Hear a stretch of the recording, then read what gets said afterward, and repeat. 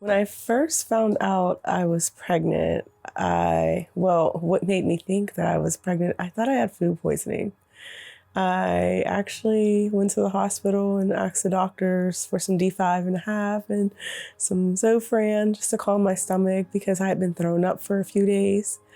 And he came down and he said, you know you're pregnant? And I'm like, no. And that was pretty much it. So I got discharged and I had a flood of emotions. I had a 23-year-old son. It was like starting all over again. I was in a new state.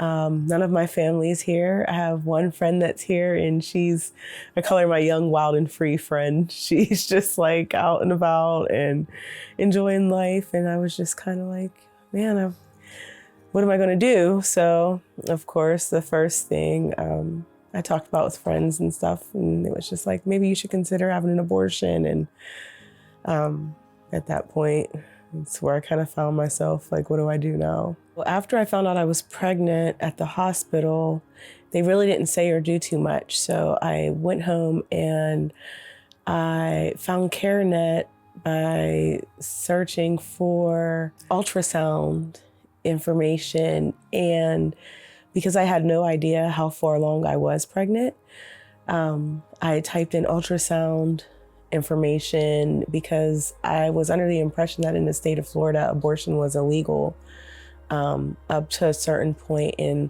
I wasn't really sure how that worked. So I knew back home I was able to have the abortion pill mailed to me. When I did that Google search, I found CareNet and made an appointment to come in.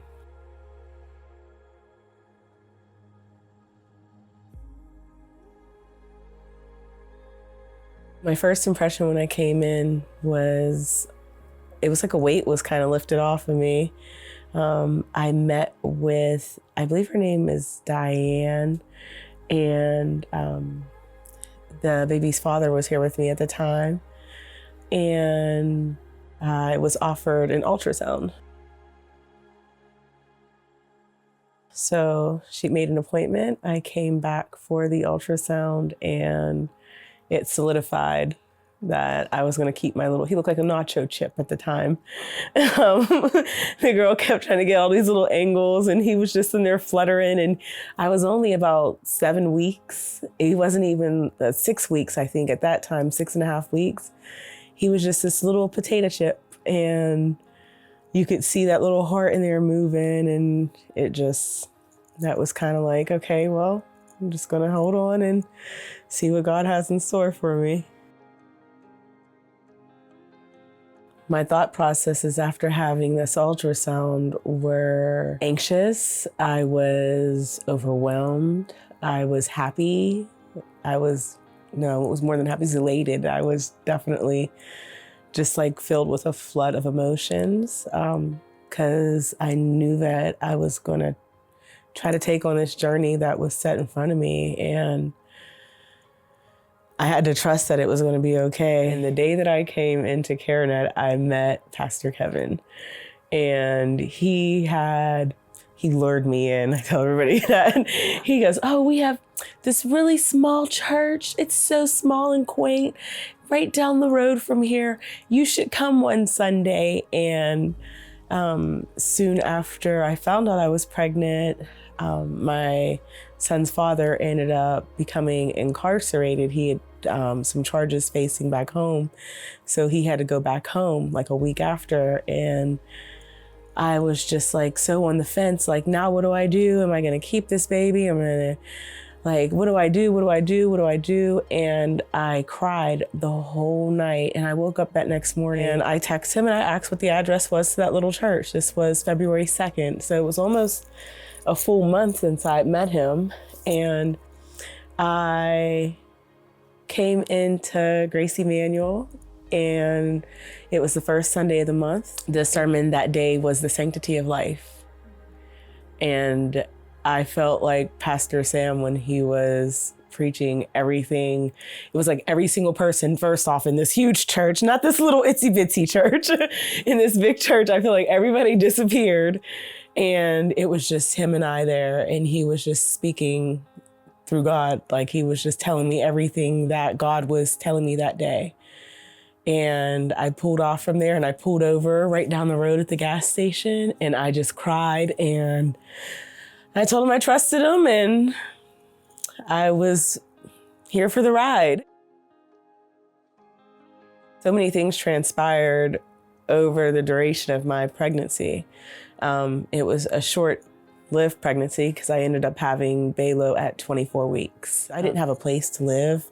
I was staying with a friend down here. I was newly found out that I was pregnant and I had the means, but I had no way of getting anything. And I ended up finding a place. I signed my lease on May 5th and May 11th. I went to the emergency room and I was severely dehydrated, which caused my uterus to start to contract. And the doctor had sent me home and he didn't check me or anything. So I went back a couple days later and my uterus had actually been contracting that whole time. I thought it was just him moving around and I was having contractions. And it caused my cervix to become incompetent. And he was born May 28th, 2025.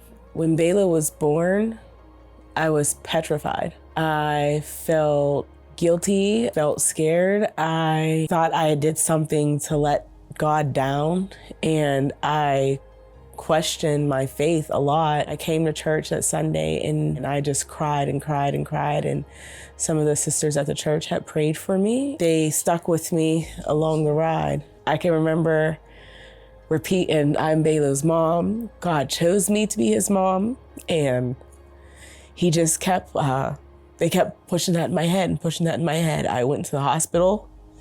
Like I said, I just got my place May 5th. I was placed on bed rest. I couldn't work. I ended up having an emergency C-section to have him. So I'm now wondering, like, how am I going to make ends meet? How am I going to pay the bills? I need to have a place for him to come home to. And I sat one night down at the hospital. They gave me a room down at the hospital so I could stay close to the NICU because he was so tiny. Baylo was born at 24 weeks with a bilateral grade 4 brain bleed. After I had him, 12 hours later, I went down to see him and he had his eyes closed the whole day. The nurse had said, he's been asleep all day. He had his eyes closed. They still thought his eyes were fused shut at that time because he was so little. And I went and I stood next to his isolette and I put my hand on there and I started talking and he opened his eyes and I have the video. He takes his hand and he goes like this and he puts his hand on his legs and it was like, A-okay, like, I'm gonna be all right. And he looked at me and I'm telling you, if you could see the way he was looking at me, it was like, I'm gonna be all right. And I felt like God was like, letting me know, like, just trust, just trust, just trust. And he literally was just telling me to trust him. And when I trusted him, when I tell you he moved mountains. What does CareNet mean to me today?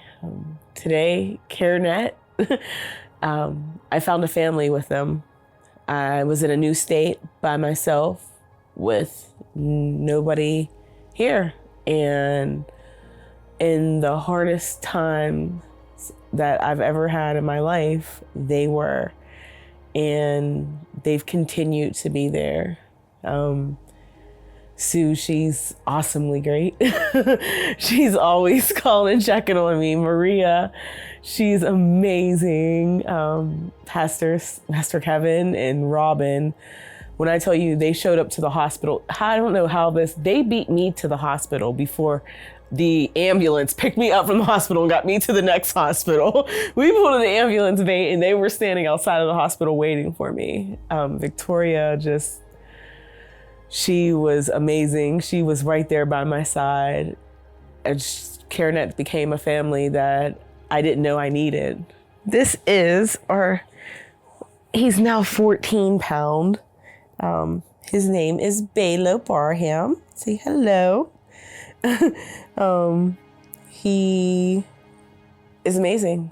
When I say amazing, I have the calmest, quietest, chillaxed baby. I always tell him, I always do like positive affirmations with him and tell him how amazing he is and how strong and resilient and how he's God's little warrior, and just constantly speaking life into him. And he's my little blessing. If abortion is something that you're considering right now, I can empathize with your thoughts because I've been there. But I chose life instead. And there's no greater feeling in the world than having a little human that was created and he just stares up at me and looks at me like I'm the best person in the whole world. He sees no wrong. He's so innocent, and he just fills me up with all this good, warm feelings, and there's nothing that would make me consider the choice that I made, which was life.